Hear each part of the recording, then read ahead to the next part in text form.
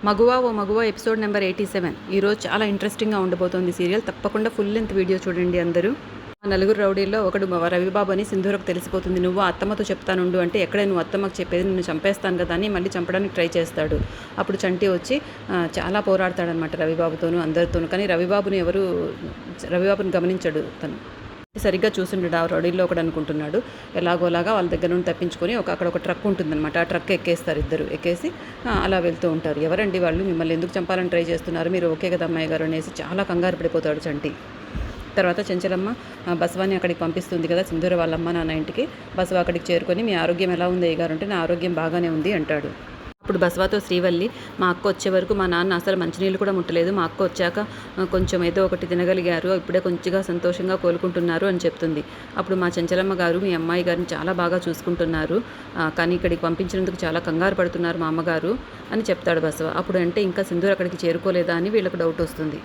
మీకు ఏదన్నా అవసరమైతే నన్ను దగ్గరుండి చూసుకోమన్నారు, సింధూరమ్మ గారిని దగ్గరుండి తీసుకురమ్మన్నారు అని చెప్తాడు బసవ వాళ్ళతో. ఇప్పుడు సింధూర వాళ్ళ నాన్న, చెంచలమ్మ గారు నా కోసం నిన్ను పంపించినందుకు చాలా సంతోషం బాబు, కానీ సింధూర చంటి వెళ్ళి చాలాసేపు అయింది అని అంటారు. మా అత్తమ్మ నా కోసం ఎదురు చూస్తూ ఉంటుంది అని త్వరగా వెళ్ళిపోయింది సింధూర అని చెప్తుంది వాళ్ళమ్మ కూడా. నీకు దారిలో ఎదురుపట్టలేదా బసవ అని అడుగుతారు. లేదయ్య గారు అంటాడు బసవ. అప్పుడు బసవ, నేను త్వరగా రావాలని వేరే దారిలో వచ్చానయ్య గారు, అందుకే నాకు దారిలో కనిపించలేదు, చండి జాగ్రత్తగా ఇంటికి తీసుకెళ్లే ఉంటాడు, నేను వస్తానయ్య గారు అనేసి బసవ కూడా బయలుదేరి వెళ్ళిపోతాడు. తర్వాత సింధూర వాళ్ళన్న, చూసావా తులసి, మన చెంచలమ్మ గారు ఎంత బాగా చూసుకుంటున్నారా మన కూతుర్ని, వాళ్ళది అత్త కోడళ్ళ బంధమో లేక తల్లి కూతుర్ల బంధమో అర్థం కావడం లేదు అంటారు. ఇప్పుడు తులసి, ఆమె చూపించే ప్రేమ కోసం మనం మన అమ్మాయి మీద ఉన్న బాధ్యత వదులుకోలేం కదండి, చెంచలమ్మ గారు ఏమనుకున్నా సరే మన అమ్మాయికి మనం పెళ్లి చేసి తీరాలి అంటుంది తులసి. తర్వాత చంటి సింధూర అలా ట్రక్లో వెళ్ళిపోతూ ఉంటారు కదా. అప్పుడు చంటి ఒక మాట చెప్తాడనమాట. నేను ఆ రౌడీలో ఒకరిని గుర్తుపట్టానండి అని చెప్తాడు. అంటే ఎవరు చంటి అంటే, ఆ రోజు గుడి దగ్గర మిమ్మల్ని ఎత్తుకుపోవాలనుకున్న వాళ్ళలో వాడు ఒకడు ఉన్నాడండి అని చెప్తాడు. అంటే ఆ రోజు మీ మీద దాడి చేసిన వాళ్ళే ఈరోజు కూడా మీ మీద దాడి చేశారండి అంటాడు చంటి. అప్పుడు సింధూర మనసులో ఇలా అనుకుంటుంది, అంటే ఆ రోజు దాడి చేసిన వాళ్ళు ఇప్పుడు చేసిన వాళ్ళు ఒకటే అనుకుంటే ఇద్దరు రవిబాబు మనుషులేనా, రవిబాబే చేస్తున్నాడు ఇదంతా అనుకుంటుంది. మరి ఎందుకు చంటికి రవిబాబు కనిపించలేదు, సింధూర రవిబాబే ఇలా చేస్తున్నాడు ఎందుకు చెప్పట్లేదో అర్థం కావడం లేదు.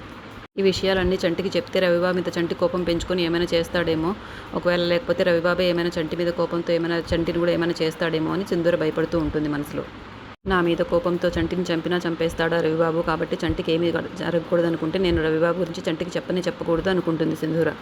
కానీ ఇంటికి వెళ్ళిన తర్వాత అత్తమ్మకు మాత్రం ఈ రవిబాబు గురించి చెప్పాలి, లేకుంటే ఇంకా ఎక్కువ చేస్తాడు, ఇంకా ఎన్ని నేరాలు చేస్తాడో వీడు, నేను తప్పకుండా అత్తమ్మకు చెప్పేస్తాను ఈసారి అనుకుంటుంది. తర్వాత రవిబాబు ఇంటికి వచ్చేస్తాడు.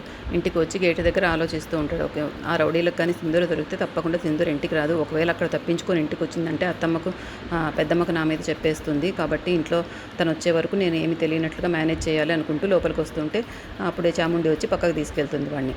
నువ్వు వేసిన, ఇంకా సింధూర ఇంటికి రాలేదంటే నువ్వు వేసిన ప్లాన్ వర్కౌట్ అయింది, ఏం చేసావు ఇంతకి చెప్పు రవిబాబు అంటుంది. నా ప్లాన్కి ఆ చంటిగాడు అడ్డుపడ్డాడు అని చెప్తాడు రవిబాబు. తర్వాత చంటి సింధూర అలా ట్రక్లో వెళ్తూ ఉన్నప్పుడు ఇంకా నైట్ అయిపోతుంది. ఆ ట్రక్ ఎక్కడికి వెళ్తుందో కూడా తెలియదు, ఉన్నట్లుండి వర్షం మొదలవుతుంది. అప్పుడు చంటి తన టవల్ని సింధూరకి ఇస్తాడు కప్పుకోవడానికి. ఇంకా అక్కడ ఏదో పట్టలు అవన్నీ ఉంటాయి, అవన్నీ కప్పుతాడు సింధూర తడవకుండా. కానీ చంటి మాత్రం వణుకుతూ ఉంటాడు. డ్రైవర్ని ఎంత పిలిచినా ఆ డ్రైవర్ పలకడు. చంటి, నువ్వు కూడా తడిచిపోతున్నావు, వణుకుతున్నావు, నువ్వు కూడా లోపలికి వచ్చేయనేసి పట్టా లోపలికి పిలుస్తుందనమాట. వద్దమ్మాయి గారు, నేను తడిచినా పర్వాలేదు, మీరు తడవకూడదు అంటాడు. సింధూర అయినా కాదు, నువ్వు కూడా లోపలికి వచ్చి తడిచిపోతున్నావని లోపలికి పిలుస్తుంది. నువ్వు నీ గురించి అంటే ఎక్కువ ఎదుటి వాళ్ళ గురించి ఎక్కువ ఆలోచిస్తావు, నీది ఎంత మంచి మనసు చంటి అనుకుంటుంది సింధూర. తర్వాత చాలా రాత్రి అయిపోయిందని చెంచలమ్మ చాలా వెయిట్ చేస్తూ ఉంటుంది సింధూర కోసం. అప్పుడు బసవ ఇంటికి వస్తాడు. సింధూర వాళ్ళ నాన్నకి ఎలా ఉందంటే, వాళ్ళ నాన్నకి బాగానే ఉందమ్మా అంటారు. మరి సింధూర ఇంకా 2 రోజులు ఉంటానందా అంటాడు అని అడుగుతుంది చెంచలమ్మ. లేదమ్మ గారు, నేను వెళ్ళకముందే సింధూర చంటి బయలుదేరి వచ్చేసారని వాళ్ళు చెప్పారు అని బసవ చెప్తాడు. అప్పుడు చెంచలమ్మ షాక్ అయిపోతుంది, ఇంకా ఇంటికి చేరకపోవడం ఏంటి వాళ్ళిద్దరూ అని. ఇదే మంచి అవకాశంగా తీసుకుని చాముండి రవిబాబు చంటి గురించి సింధూర గురించి చాలా చెడ్డగా చెప్పడానికి ట్రై చేస్తారు చెంచలమ్మ ముందు. చెంచలమ్మ మాత్రం చంటి మీద పూర్తి నమ్మకంతో, చంటి గురించి మీ అందరికీ తెలిసి కూడా మీరందరూ ఎందుకు ఇలా ఆలోచిస్తున్నారు అని అడుగుతుంది. ఇంతలో చెన్నకేశవులు గారు ఇంటికి వస్తారు. ఇంట్లోని వాళ్ళందరూ జరిగిందంతా చెన్నకేశవులు గారు కూడా చెప్తారు. మీకు కూడా చెప్పకుండా వెళ్ళడం తప్పు కదా అన్నయ్య గారు అని చెప్తారు. ఇంట్లో వాళ్ళకు బాగలేనప్పుడు చెప్పి వెళ్ళాలి, ఇవన్నీ అందరు పర్మిషన్ తీసుకొని వెళ్ళాలని ఎందుకు అనుకుంటారు మీరు అని ఆయన కూడా అలాగే మాట్లాడతారు. చెంచలమ్మ, అక్కడ వాళ్ళ పరిస్థితి ఎలా ఉందో తెలుసుకోవడానికి మన వాళ్ళని ఎవరైనా పంపించావా అని అడుగుతారు ఆయన. అప్పుడు నేను పంపించానండి బసవాను, వాళ్ళ నాన్న ఇప్పుడు బాగానే ఉన్నారంట అని చెప్తుంది. బాగుంటే మరి కంగారు పడ్డం దేనికి అని అడుగుతారు. అది కాదండి, మన బసవ అక్కడికి వెళ్ళకముందే చంటి సింధూర ఇక్కడికి వచ్చేసారని వాళ్ళు చెప్పారు, వాళ్ళు ఇంకా ఇంటికి చేరలేదు అంటుంది. చెంచలమ్మ కోడలో ఒక పనివాడితో బయటికి వెళ్ళి పొద్దుగినా కూడా ఇంకా ఇంటికి రాలేదంటే ఊరంతా కోడై కూస్తుంది అంటారు.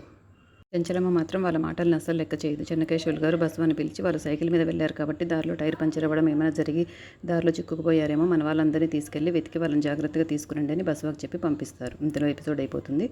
రేపటి ఎపిసోడ్లో ఏం జరుగుతుందో రేపు తెలుసుకుందాం.